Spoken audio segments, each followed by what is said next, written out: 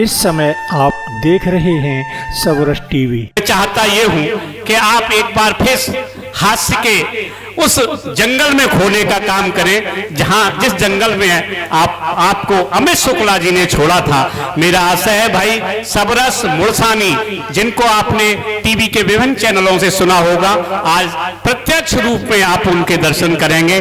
मैं भाई सबरस मुरसानी को डॉक्टर सुनील जोगी की 4 पंक्तियों के माध्यम से आह्वान करना चाहता हूं कि पसीने की करो पूजा गरीबी भाग जाएगी, जरा सा मुस्कुरा दो बदनसीबी भाग जाएगी, चेहरे पर खुशी होगी पड़ोसन गाल चूमेगी, चेहरे पर खुशी होगी पड़ोसन गाल चूमेगी, मुंह लटका के बैठोगे तो पत्नी भाग जाएगी।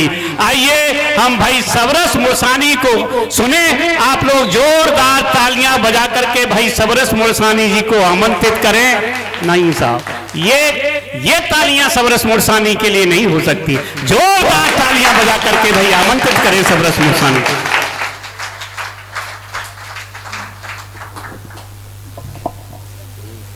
अब क्या आपके कानों में आकर कहूं कि ताली बजाओ?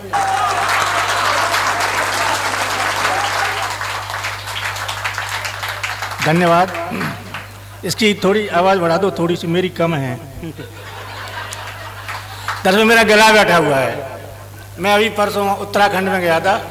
दादा सच बता रहा हूँ, वहां पर क्या हो रहा कि ठंडी पड़ रही, बारिश हो रही थी, कवियों के गले खराब हो गए, अब आवाज नहीं निकलती। मेरा भी गला खराब हो गया। मैं मंच पर आया, मेरी आवाज बैठ गई, गला जम गया, और माइक पर आकर के मैं बोला आपने कहा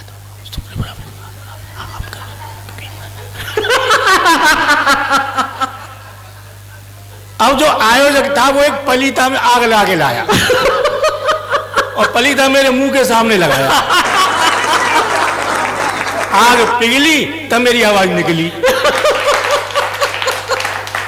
कह रहे थे ये माइक गला खींच रहा है।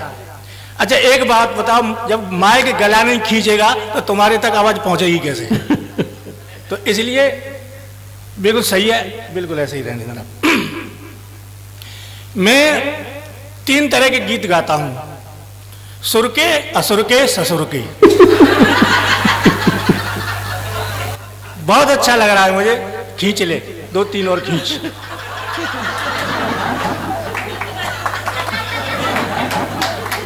बस अब ये जो मेरी फोटो खींची है, इसकी एक बड़ी फोटो बनाना और अपने बेडरूम में लगा लेना। क्योंकि तुम सारी रात घर से बाहर फोटो खींचते हो, घर में एक आदमी का रहना बहुत जरूरी है। और मैं तो ये कह रहा हूं, कैमरा उसके भी पास होगा, वो कोई खास सीन खींच रहा होगा। कैमरा उसके भी पास होगा, वो कोई खास सीन खींच रहा होगा। तू मेरी फोटो यहां खींच रहा है, तेरे घर कोई और खींच रहा है।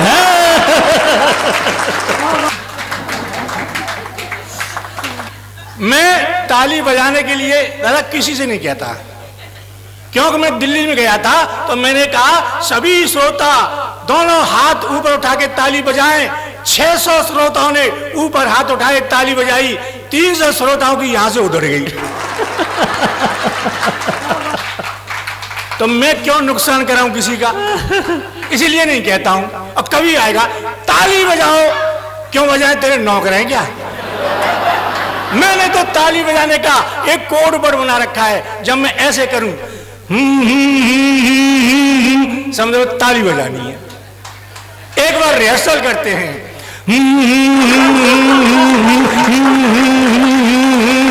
थैंक यू, बस यही ध्यान रखना। सुने, अभी ये बहन जी जो है बीरस की कविता सुना रही थी, और एक बीरस का ये धरा हुआ है। मनोज चौहान बहुत बड़ा कवि है बीरस का। ये मुझसे बोला तुम बीरस के कवि नहीं हो, हास्य के हो, तुम जिंदगी में बीरस की कविता नहीं लिख सकते। तो दादा मैंने जब इन्होंने चैलेंज किया तो मैंने बीरस की एक कविता लिखी और एक लाइन की। बीरस का कवि 6-6 छंद सुनाएगा, 1-1 घंटे की कविता सुनाएगा। मैंने एक लाइन की कविता लिखी है, आज तक संसार में कोई नहीं लिख पाया, न लिख रहा है और न जिंदगी में लिख पाएगा, और लिख भी लेगा तो मेरा क्या करेगा। एक लाइन की कविता देखें कि ए चीन, ए पाकिस्तान, तुम कुछ भी कर लो अंत में मरोगे।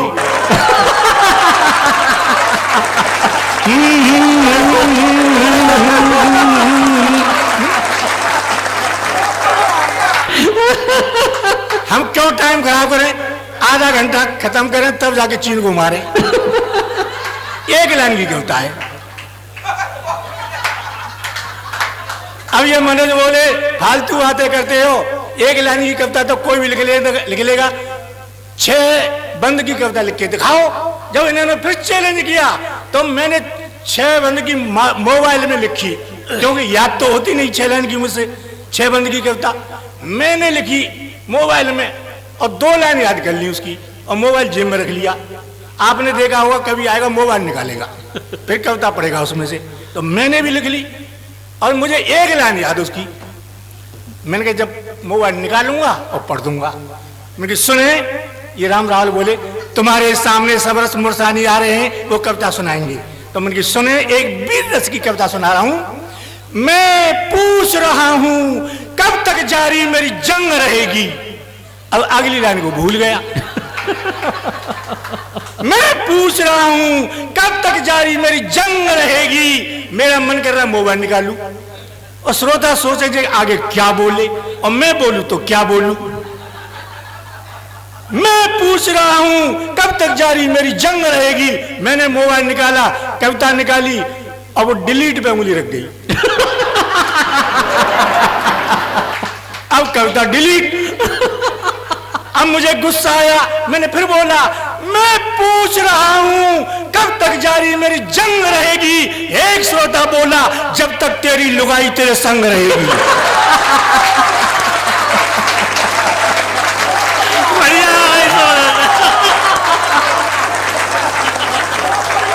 तो मैं उस दिन से वीर रस की कविता नहीं लिखता, सही बता रहा हूं। मैं तो हास्य की लिखता हूं। अच्छा किया है, ये देश हमारा हिंदुस्तान है। 2 लाइन लिखी है मैंने जैन धर्म पे, आप देख लें। इससे अच्छी संसार में कोई कविता हो ही नहीं सकती। देखें आप, कोई लिख नहीं सकता। क्यों कि सूरदास, तुलसीदास, कबीरदास, मीराबाई अब है ही नहीं है। अब लिखेगा कौन। सूर गए, तुलसी गए, चली गई मीरा दीवानी, सब ऊपर हैं। सूर गए, तुलसी गए, चली गई मीरा दीवानी, और कवि कुल में एक ही बचे, वो सबरस मुरसानी। देखिए बोले कि इस वतन के चमन को कभी कोई नहीं उजाड़ सकता है। क्यों चिंता करें, इस वतन के चमन को कभी कोई नहीं उजाड़ सकता है, और जब तक जैन धर्म है इस देश का कोई कुछ नहीं बिगाड़ा। बढ़िया है भाई बाबा। हम क्यों चिंता करें। अब विश्वास करो, हम ये देश, मेरे मुरसान में एक आदमी ने अपने लड़के का नाम रख लिया अमेरिका। मैंने पूछा भाई साहब तुमने अपने लड़के का नाम अमेरिका क्यों रखा। बोला भाई साहब मैं तो इसी बहाने अमेरिका का बाप बना बैठा हूं।